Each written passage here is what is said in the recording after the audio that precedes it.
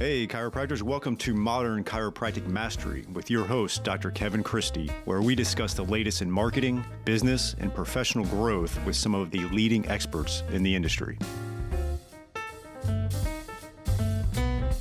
Welcome to another episode of Modern Chiropractic Mastery. This is your host, Dr. Kevin Christie, and today I'm excited to bring on Dr. Tim Bertelsman. You may know him of Chiro Up, also in private practice. He's been a guest before. And we are going to dive into the topic of AI and how that can increase your profits, free time, and energy in practice. Obviously there's a lot going on with AI and a lot of positive, a lot of negative, a lot of concerns, a lot of fears. But I think from one of the blessings as a chiropractor is it's not going to replace your hands anytime soon. And I really feel strongly it's going to be a big net positive for us professionally. And I think we're going to go through different phases of it, as we know, and we're going to dive into some of that. Everything from how it's going to maybe make your life a whole lot easier with note taking, how it's going to help you out with the business side of things, streamlining, and ultimately applying AI strategically to your practice. And Tim is definitely on the forefront of AI and how it pertains to the chiropractic practice. So he's been diving deep into it, him and his group there at Chiro Up. And so I wanted to bring him on to dive into it. And so we had a great conversation. And without further ado, here is Dr. Tim Bertelsman. All right. Excited to have Dr. Tim Bertelsman on the podcast. Second time has been on. It's been a couple years, though, and we're going to dive into a fresh topic of some AI adoption and take it all the way into what it's looking like from an EHR standpoint. But before we dive into that, Doc, what's new in your world the last couple of years? What are you excited about? Well, excited about where our profession's going. A lot of data that comes out that continues to show that we're doing a really good job at taking care of our patients and keeping them satisfied, getting on track for the future of healthcare and today's healthcare, and trying to incorporate that into tools that we use every day. So we've got the EHR rolling, which has taken a little bit of our time the last couple of years.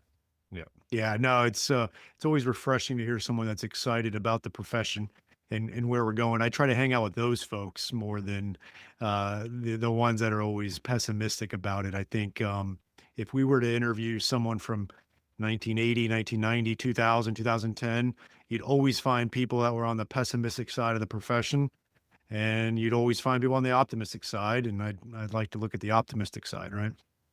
Yeah, I really think, we can all be optimistic and think positively about things, but I think that there's a lot of reasons why we have optimism, that Mhm. the future of healthcare really means it's going to be who provides the best outcomes and has the highest levels of patient satisfaction. And there's not a single person, regardless of where you stand on that optimistic spectrum, that's a chiropractor that doesn't believe we can do those two things better than most anybody else. Yeah, and I think that's the thing that's exciting now compared to, maybe 30 years ago, 25 years ago. Not as much research was out there showing how really good we are, right? Exactly. Now, fortunately, we have a lot of people that are giving us data, and really, that's the future. That whoever owns the data and whoever can make best use of that data is going to win the game. And so, we're in a good spot in our profession. We need to get stronger with using that data to let people know what we're actually accomplishing. If the whole world could see what happened in your practice on a daily basis, chiropractic wouldn't have a shortage of patients. We've had a shortage of capacity for getting those patients into our office. Yeah, it's so true. And obviously there's no doubt we're in it's 2025 coming in on 2026 before we know it. And there's a lot of uncertainty with a lot of things. There's always uncertainty, but I think, we're definitely at a kind of a inflection point here with AI, and I know that's going to be a big part of what we talk about. And so there's understandable that people have a little bit of unease around it. Maybe there's been other times that's been like that is related to the profession. Obviously, there's been challenging times not related to the profession or not impacting the profession so much. But AI is going to have some impact, and I'd love to start out with some of your ideas around folks, no matter whether they're. I just got off actually before this a call with some students talking about chiropractic business, right? And one of the things I said is like, you guys are coming right out, and AI is here, whereas a lot of us are trying to figure it out, right? And so whether it's a student 10 years in, 20 years in, 40 years in, what are some of your thoughts on adoption of AI into their practice, into chiropractic? Yeah, I think, one of the things that really inspired me to take a deeper look at this is I was on a treadmill and watching a YouTube video, and it was a bunch of leaders in business, and they were talking about AI adoption. This was probably about a year ago. Mhm. And the person, the head of Alphabet, said that by the end of this decade, there's going to be two types of companies: those that adopt AI successfully and those that are out of business. Yep. And every single leader in the background of all these other companies was shaking their head yes to that statement. And Mhm. it was just profound realizing that, okay, these people know something that's coming down the pipe. We better take a closer look at this. And Mhm. like everybody, I think we all have concerns that we think, what's AI going to do? How do we control it? How do we govern it? Is it going to take over our world, or is it going to eliminate jobs? And I think that once we can get past that fear, of realizing that no, AI isn't going to take over anybody's world, that AI is not some fancy robot that's walking around doing things on its own. AI is something that we have to inspire. We have to have the creativity. We have to tell it what to do, and we have to edit what it does in order to make it useful. So it's just doing the things that we don't like to do and doing them much faster, that the ability for it to process data and do meaningful things. And there's a lot of people who say, I don't want to use AI, but they do, that they're using Google Maps or Waze to navigate to their vacation. They don't like getting garbage in their Gmail account. So they're using filtering, or they want to see what movie to watch tonight. So Netflix or YouTube tells them, what might be a good recommendation. All of those things are AI, and they're not some fancy robot. They're just tools that make our lives better. And if we can use that in our profession responsibly, to help improve our relationships, not replace the relationships with a computer or with a robot, but to enhance those relationships, enhance our care, I think we'll win. And I think that our profession has to be cognizant of what are the risks, but also be opportunistic to seize the opportunities that are out there. Yeah, it's human plus AI. You know, like one of the things on a marketing side that I do, um, and it's that human plus AI is a lot of times I take a podcast interview like this and I get the transcript from it. I run it through Descript, so that's where I get the transcript, and then I will run that through one of the AIs, and I'm say, okay, write me a 750 to 1,000 word blog based off of this transcript. So it's your information to mine, the conversation we're having, and it develops it. Then I run it through Grammarly, which also uses AI and makes sure it's checked. Then I run through it and remove certain things and add certain things and do it. And then it becomes an email that we send out, right? And it's my information, your information, and we're just using that leverage of the AI to make it something that's really good versus I'm not going into ChatGPT and say, "Hey, write me a blog email," whatever, and it just comes out like that. And so I think that's just one example where, you're going to be able to use it, but it's still the essence of us, of our information and our prompting. And so, yeah, it's an amplifier of your creativity, that it couldn't have done any of those things by itself, but with your input and with your guidance, it created something great. And realistically, how long did it used to take you to do those things, and how long does it take you now? I know it's eye opening because if I was going to write a really good 1,000 word blog and I had the idea of what I wanted to write about, I'm sitting there, I'm spending an hour and a half on outlining what I want to do. Like it's definitely a handful of hours to do a good one. Absolutely, yeah, Yeah. 6, 7, 8 hours. That Yeah. it seems like you should be able to write a blog in no time, but having written plenty of them, it's a massive investment that that in order to make it count, and we can't. I'm not using AI to write any blogs at this point in time. It still takes me 4, but those 3 agonizing hours of going through it and rewriting this paragraph and fixing this sentence, that part's gone. Those are the things that can be cleaned up really quickly. Yeah. Yeah. I wrote a book that Parker had published back in 20, I wrote it in 2019, came out in 2020. Um, Doing it right, modern chiropractic marketing. God, what a labor of love that was. It Good was book too. it was fun when the editor brought it back to me. I was like, oh wow, my grammar not great. This was pre-Grammarly. Yes, it was. Let's take a break from today's episode and announce our first sponsor. This is going to be Propel Marketing and Design. I've known Darcy Sullivan for years. We've worked hand in hand on my websites. I don't trust anybody else to do the search engine optimization. She does a great job. There's so much to it. A lot of the lingo and the words are beyond my comprehension, but it's just amazing work that she does. And if you're really going to get results with Google, you have to make sure your website is SEO optimized. And I really don't want you doing it yourself as a chiropractor. So you just have to have this type of stuff done. And if you're looking to get more organic online traffic that pulls in new patients, Propel Marketing and Design is currently offering chiropractors who listen to this podcast a free SEO website review. The free review will help you uncover methods that will improve your website and boost your search engine visibility. Head over to propelyourcompany.com/chiropractor and schedule your free SEO website review. You won't regret it. She gets great results. Your website needs this. Your search results need this. Head on over there to propelyourcompany.com/chiropractor to get your free SEO website review. All right. So, with the AI adoption, it's not going to be complete taking over the world and everything like that. What do you think the essence of the AI adoption will be?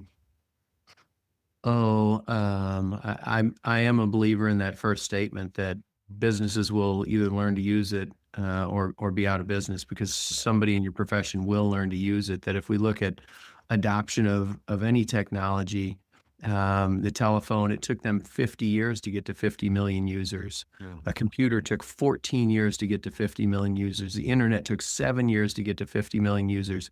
ChatGPT took 2 months to get to 100 million users. So the speed of adoption is rapid. The speed of meaningful utilization may be a little bit slower, but like anything, we didn't get to be good chiropractors or athletes or business people or anything without practice. And the same thing's true of the AI. So I think it's just dependent upon how quickly can people practice to get good at it and realize what are their use cases. Where do they find great value? Where do they find that it's neutral? And identifying where the things that it's negative, that it's better not to use it for certain things. That makes sense. And then, as far as that, like getting better at these things and stuff like that, what are some of your thoughts on? Because a lot of people talk about the prompting or prompt engineering. What are some of your thoughts and insights on that and improving that? Yeah, if I could tell my kids one thing, it would be to learn to make efficient prompts. So prompt is Mm, just the words that you put into that chat box that and all of us have used ChatGPT or Claude or Gemini. You just see a chat box just like you would if you did a Google search, and then you get to tell it to do something. So that's where the prompt goes. And the prompt's just the instructions. I would tell my kids to do better prompts. Then initially we'll use it for emails. Write this email so that it sounds friendly, or help me write a dress code for my office. And one of the things that we found great value is thinking about what could we do to help summarize a note, like a voice to chart type of process. So we know that documentation is the number one hassle in a chiropractic practice. We surveyed hundreds of evidence-based DCs. Above billing and collections, the number one hassle is taking notes. So you think about how can we do something to make that a little bit more efficient? That a quarter of a provider's day is spent on notes, and we don't get paid for notes, but we also don't get paid without them. yeah. So I use ChatGPT and again, a compliant version where there's not data sharing, to say, let's make a prompt. And I started out with the prompt of summarize this transcript into a SOAP note. Well, it was garbage, that it doesn't work really well. So then continually refining that. And we spent 6 months just, using it and then reviewing it and then figuring out what went wrong and refining it and then using it in practice until we had a prompt that is really good. It's a little bit like a slot machine. You pull it, except good things come up every time. And so it's kind of fun to see just turning it on at the beginning of a visit and listening to the patient and then watching what comes up. And there are times that I'm amazed. I'm like, yeah, they did say that, didn't they? That when I'd go to do the note, I would have never remembered that they talked about this nuance of their problem, but it catches all those things. And so I think that's more of the evolution of it, but that just comes through the prompt engineering, learning how to make a prompt and then seeing the magic happen in the end of getting the prompt, testing it, identifying the weaknesses, and then retesting it. And really, the core of any prompt, it would be to number one, tell the LLM, the Gemini or ChatGPT, who you want it to be. Imagine that you could have any expert in the world standing in front of you. So, do you want a master chef in front of you because you'd like it to make a recipe with the 6 things you have in your fridge? Or would you like a social media marketing expert standing in front of you because you want to write some posts? And then tell it about the task that you want to do, the details, what kind of outputs you have, and then asking it to ask questions is, I think, one of the big things. So you define the task. I want you to act like a social media expert and design a marketing plan to increase my social media conversions for my chiropractic office. And then what kind of persona do you have? So more specific, the better. And write this toward a sixth grade audience and write it in a casual tone as though I'm talking to a friend. And then what's the output format that you want? Do you want a bullet list? Do you want a spreadsheet? Do you want a PDF? And then if you can, give it specific examples. Like if you routinely write social media posts, give it 4 examples of how you write, that it knows your voice. It knows how long you'd like the social media post to be. And then I think the most important part of any prompt, especially a more sophisticated prompt, is to ask it to ask questions. So before you start, what specific questions can I answer that would help you provide a more tailored solution to this problem? And that's where the real benefit comes in. It'll ask you 5 or 6 questions like, oh, I should have told it to do that. I should have told it to do that. Mhm. Well, it knows what you should have told it to do. And then you'll get a meaningful output that you can use and then refine. If you don't like it, say, no, I asked for a 6th grade reading level. If you hadn't specified that, it came out as an expert level. So just learning how to make those prompts and use those prompts and then practice them. After you start seeing one use, you'll see more uses. It'll go from just writing an email to then writing office policies. And I think one of the best utilizations is just a brainstorming partner. That if you ever wished, I wish I had a partner, which I wish all the time. I wish I had a meaningful, useful partner in my businesses, which I don't. I just have Brandon. And if I Yeah. did have that meaningful partner and could ask it questions, Mm. what would I ask it? And just asking it those sort of questions. And you not can't necessarily trust every answer that it gives you as though it's legal advice or state law or HIPAA compliant advice, but you can certainly get a lot of ideas out of it and say, well, think about this or think about this, or here's what I would recommend. And it really inspires thought. And then you can brainstorm with it and develop a lot of ideas very quickly. Yeah, I agree. Let's take a short break for one of our great sponsors, TrackStat. It is a new type of software plugin for your EHR that combines patient communication, marketing, automation, and statistics with patient and employee tracking. Built by chiropractors for chiropractors, it shows your team what to focus on each day. See patient visit habits, missing information, unpaid bills, insurance collection visit average, and more. Great visibility of data so you can focus on filling your office with your best patients. When you can see what your staff and patients are doing or not doing and take action accordingly, your profits naturally grow. Take TrackStat for a test drive in your office with our free trial. Not a techie, no problem, we can help. To get started on your free trial, visit trackstat.org and watch the demo. That is trackstat.org. I'd love to ask a question and what your thoughts on it are the doctor using it as a companion on the clinical decision making of things. Maybe it's uploading a MRI report that's got stuff on it and coming up with the best practices from their treatment or referrals out. And do you think at this point the patient looks at it as a positive, potentially the doctor, it's doctor plus AI? Or do you think the patient isn't ready to know that the doctor might be using AI for clinical decision making and recommendations? That's a great question. It probably depends on the patient's Yeah. familiarity. That if a patient has a significant fear of it, they probably won't trust the AI, and then Mhm. they think that their information is going to be all of a sudden used as some sort of extortion plot against them at some point. Yeah. any other conspiracy theory. I think if the patient is comfortable with it, that they would appreciate that. That if they realize that this is just a database, is all it is, and it's just pulling from the knowledge of the world. And if I could harness the world's knowledge to help me solve your problem, would you like me to do that? And I'm still going to use my clinical discretion, that I'm not going to just follow blindly the advice of any AI. I'm not going to trust any of the advice it gives me. Mhm. I'm going to vet it with my knowledge. So there's a couple of things that AI is never going to replace. It's never going to replace our hands. That plumbers and chiropractors have very little risk of an AI tool ever replacing them. Mhm. But fortunately, chiropractors have a very realistic possibility of having AI help them. And I think that our patients can appreciate that too. That look, I'm still in charge of the decisions. But if I could have a little bit of clinical decision support in this process, that's going to help me and it's going to help you. It helps me be a better doctor and you get better outcomes. And that's why you're here.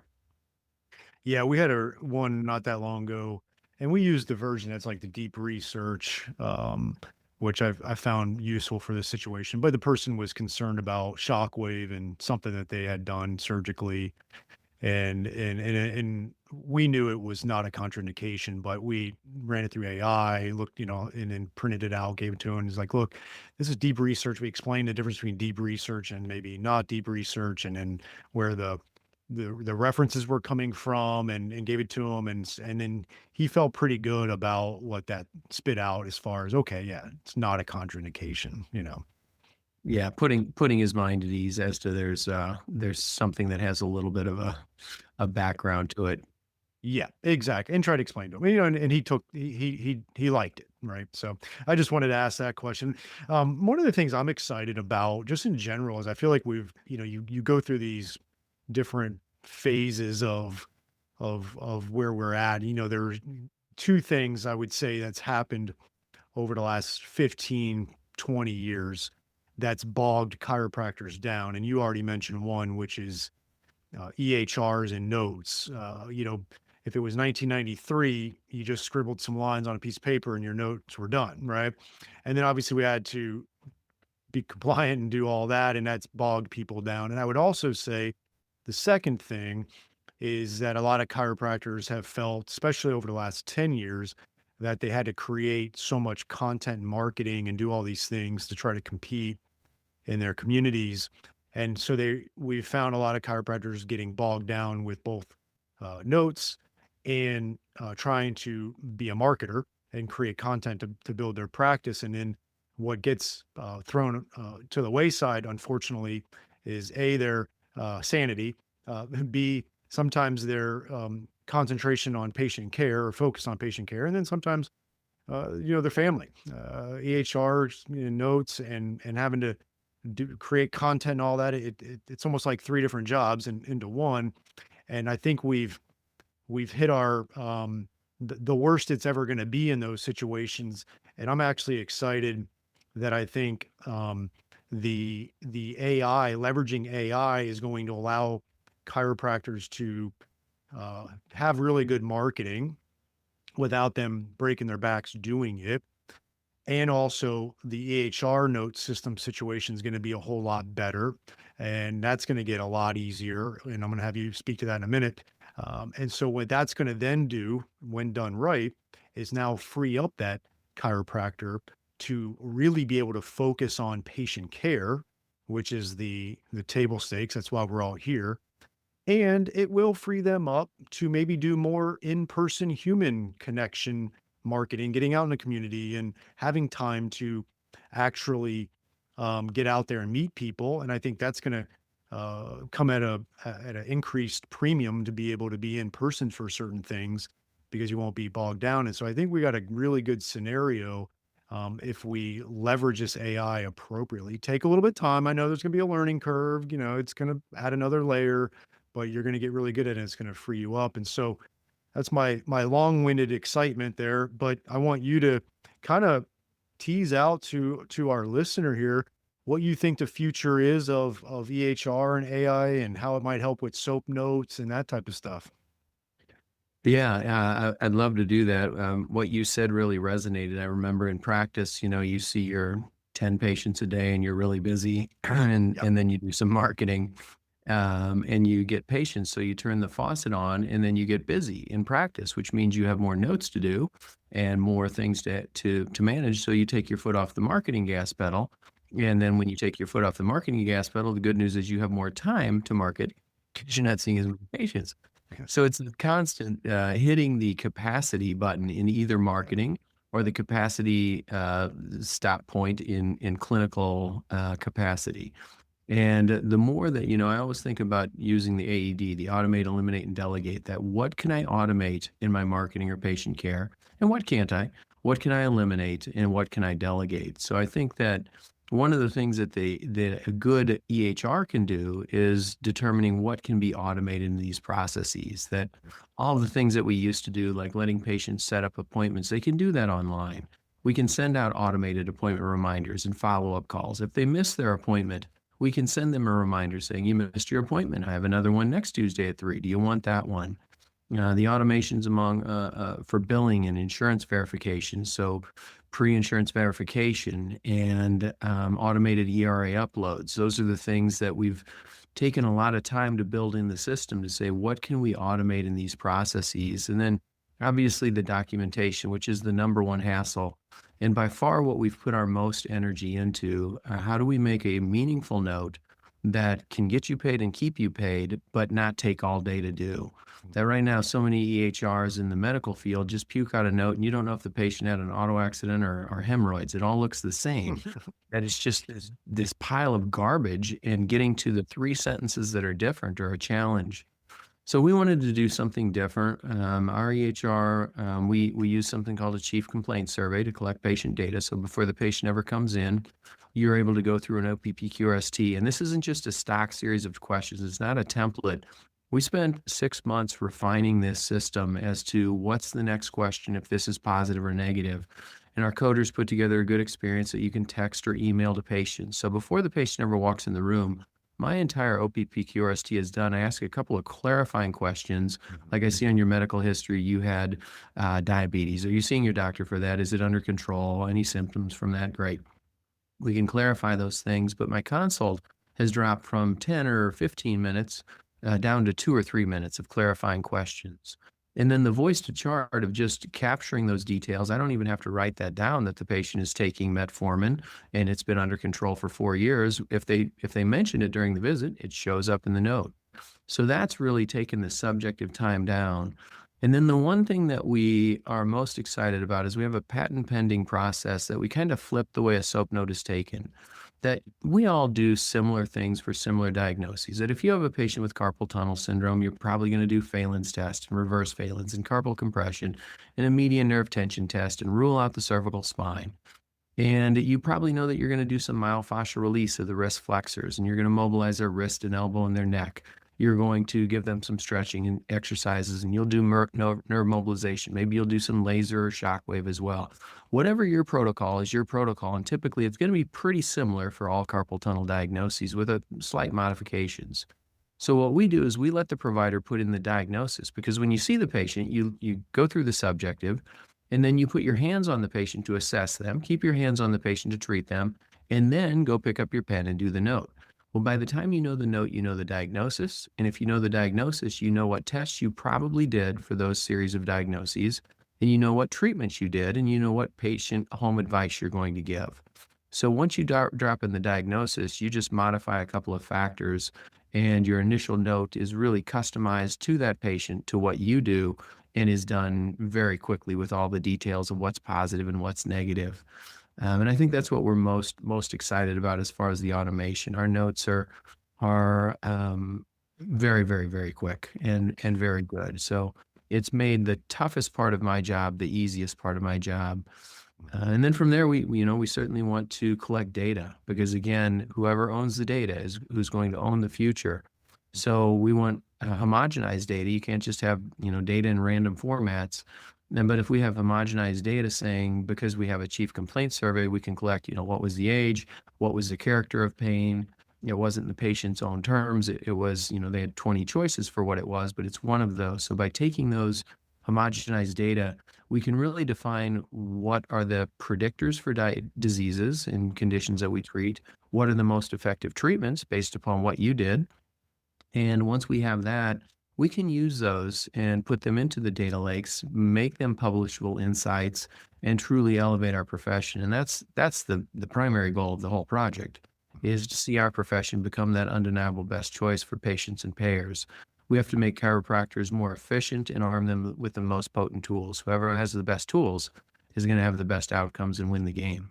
Yeah. Nah, I love that. And it's gonna be exciting for the chiropractor too once they can free this up. I've experienced where I've coached some chiropractors and I get down to the root of it and the fact that they're bogged down and behind on their notes and they've got 70 notes that they haven't done yet. It almost subconsciously, sometimes maybe consciously, but it definitely subconsciously will prevent them from growing their practice because like you mentioned earlier, it's like they can't imagine having more new patients or more office visits because they don't want to deal with the notes of it. Have you seen that before? Where it kind of it blocks them subconsciously from growing, just the note pile up. Well, I've seen it personally. That when I started in practice, Yeah. we had paper charts, and then we went and got to paperless EHR, which means we had more paper than we ever had before. And anytime that I would, I just got rid of my office. Now I'm over here at Cairo Up, all except 8 hours a week. I still want to stay in practice to understand practice that if you're designing an EHR for chiropractors, you got to be one. Yeah. So I'm going to continue practicing those 8 hours, but I got rid of my office desk. We brought another chiropractor in, and my desk has this little spot on it that the sun has not darkened. And it's where the charts had sat its whole life. And however tall that tower was the inversely proportionate to how many new patients were going to be coming in that week. Yeah. When you get behind, the universe knows. And so when you Does. get busier, you bump that capacity limit, and all of a sudden, the new patient faucet slows down. Let's take a short break from today's episode to tell you about the best decision I've made in my clinic in the last 10 years, and that has been adding shockwave therapy to our clinic. The outcomes have been really impressive. Certain conditions we were struggling with in the past, we're now seeing results with the shockwave therapy for that. And second of all, the ROI has been really good. When you make a big investment in something, you want to see a return, and we're seeing that return in clinical outcomes and in our investment, and that's been really nice to see. I chose Keenest Medical for 4 reasons. One is the technology is top notch. You have to have great technology. There's a lot out there that isn't quite up to snuff. The second thing is they have a really good clinical training. They have an exclusive partnership with Academy of Shockwave Excellence so that you can become clinically proficient in shockwave. You do need to get skilled at it. I think that's a big differentiator between practices that are getting great results and seeing the ROI is they have a great clinical aspect to that as well. So you want to get trained appropriately. Third is they have in-house service team for all of your technical support, which is key when you're investing in a machine like this. And then lastly, they have a very in-depth marketing and business support for you so that you can launch this into your practice effectively, that you can get that ROI on it, that you can get the clinical outcomes. And they also have really good financing options if you need that. So go to kinasmedical.com, KINAS medical.com, mention MCM podcast and receive a free shockwave in practice book with a purchase of a unit. So that's kinasmedical.com, KINAS medical.com, and mention MCM podcast. From your staff, I'll kind of go a roundabout way here. The Scheduling Institute, they work a lot with front desk and they have a whole thing about incentivizing the front desk on new patients because one of the things we fail to realize is that a lot of times our front desk dreads more new patients because it's usually more work for them, right? But if you were to incentivize them financially, they would be okay with the extra work because they see money attached to it and they inherently, they put more effort into getting, oh, Sally mentions her son needs to come in and she makes sure the son comes in, right?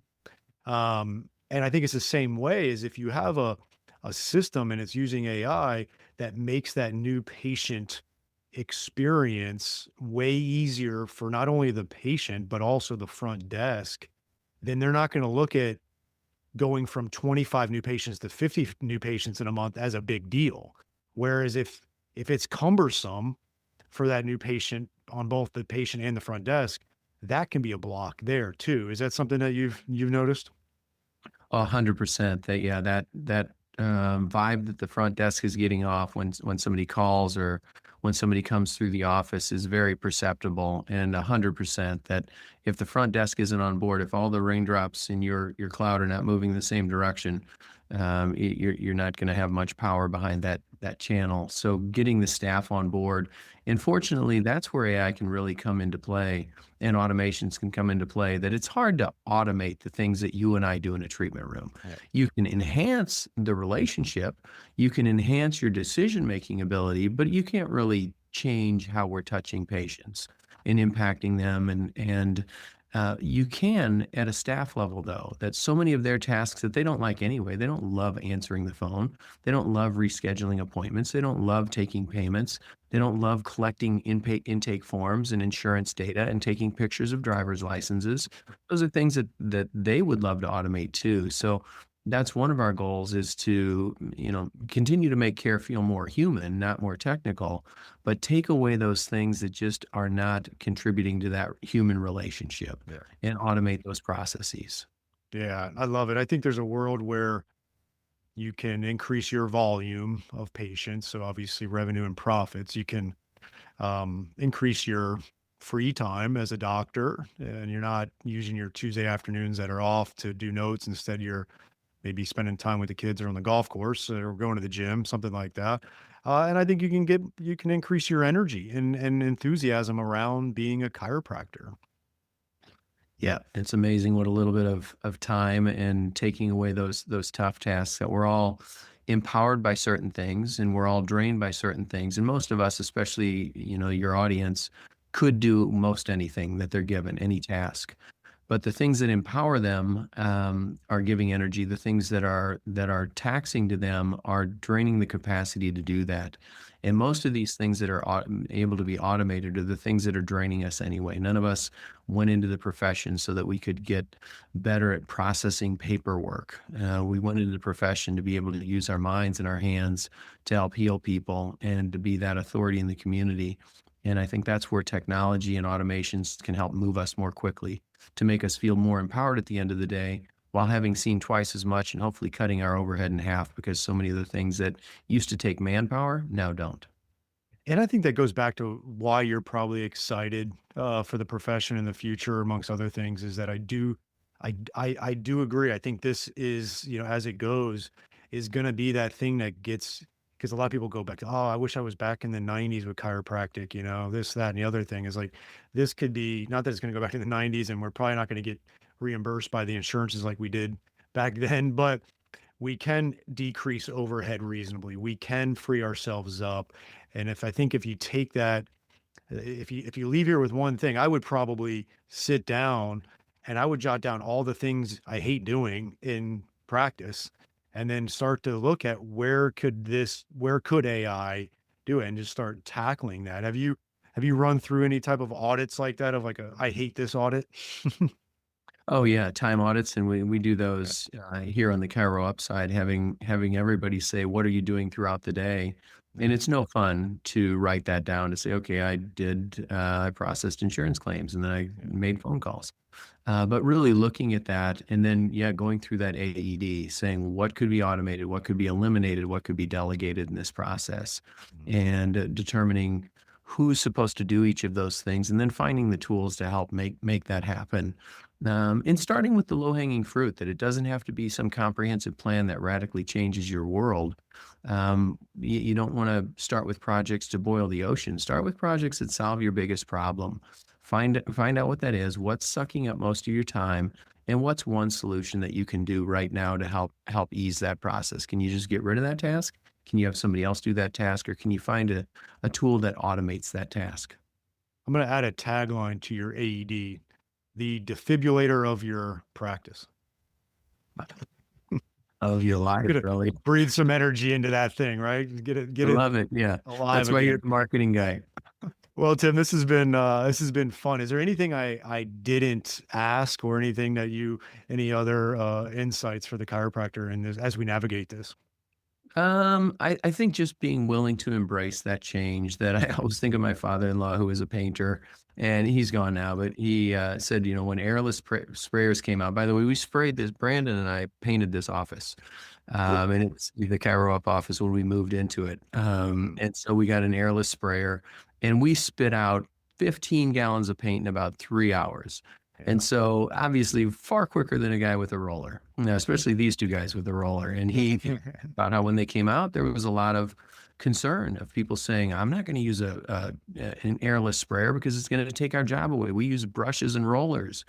And he said that those people who didn't adopt no longer got jobs because you could do it so much faster and so much less expensive. And people who did adopt didn't get slower or didn't go out of business. They had more business. In the same way that iPhones didn't replace computers, and technology is not going to replace us, that we're here, but technology can help us deliver those hyper personalized experiences. And that's going to mean happier patients. It's going to mean better outcomes. If we can cut costs by eliminating those repetitive tasks that nobody enjoys anyway, we're good. So in the future, those automations, including AI, can help us make better decisions, can help us do what we're here for, and give us more time for what we're not getting enough of now. So I would say just be willing to adopt that, keeping an open mindset, and picking one task and trying to make it happen, and realizing that our profession is in a tremendous spot. That no one delivers outcomes like we do. No one delivers patient satisfaction. Our patient satisfaction survey that we sent out to all of our providers. So now we have 3,000 providers in 16 countries. We had almost a million, not encounters, but a million different presentations. So somebody comes in with carpal tunnel syndrome, that's one presentation for their whole course of care. We see that the satisfaction of that is that 99% of chiropractic patients are satisfied, somewhere between good and excellent. That it's less than 1% that considered their care fair or poor, which is absolutely unbelievable. 97% likelihood to refer to that provider in the future. Now, we're getting tremendous outcomes. We're doing it quickly and efficiently. We're in the driver's seat. Now we have to leverage that data, spread that message, and let other people know what we have to offer, and we can accomplish that if we work together. Yeah, no, I love it. It's exciting for sure. Obviously, Cairo Up still has its bread and butter, and you guys are just amazing for the practitioner and the patient, and the reports and all the things you guys do. And then now, with the EHR stuff, how can our audience find out more about what you're doing, both on your traditional Cairo Up, how we all know you guys from the last probably what 15? Have you used it 15 years now? 11. Yeah. 11. Yeah. Awesome. You guys have been amazing over that period of time. And now the EHR, is it the same place to go? Is there different URLs? Nope, all the same, just chiroup.com. And Chiroup is the platform. So we're the business. We have anything from free assets like our blog, our newsletters, our webinars. If you just want to learn new stuff that's out there, we summarize everything that comes out. We monitor all the research that's published each week, 4 different providers summarizing it. So we have free resources. Maybe you need more to include patient education and Google reviews, or PCP newsletters. So we have our Essentials product, which has been around for a long time and is incredible because of the providers who have helped us refine it for the past decade, literally. And then we have our EHR, which now has a few hundred subscribers to it, and we're evolving every day based on their input to become that tool that allows our profession to get the recognition that it deserves, to become that undeniable best choice. Yeah, and I can speak to the feedback you take and improvements made. We in our mastermind group, we have quite a few now that have added your EHR, and even within our group, they've kind of started a little focus group to help each other out, and then also bring it to you guys. And then you're this episode will come out after the fact, but you're coming to New Orleans for our mastermind meetup and doing a little focus group there also, and getting feedback from everybody. And so it's been good to see that kind of back and forth. That's the only way we build. Everybody has ideas, but without making those ideas something that's good for the community, they're just a small pool of ideas. We appreciate your help, your group's help, and all of our subscribers' help, and really the profession's help in building this into something. This is a co-op. This isn't a Brandon's product or my product. This is our profession's product, and that's what we're here to build. Well, this has been great. Really appreciate your time. And then we'll have to have you on again sooner than 2 years from now. I'll look forward to it. Always do, and I hope everything goes well for you. Continued success in your missions. Thanks for everything that you're doing for our profession. Proud to be on that same team.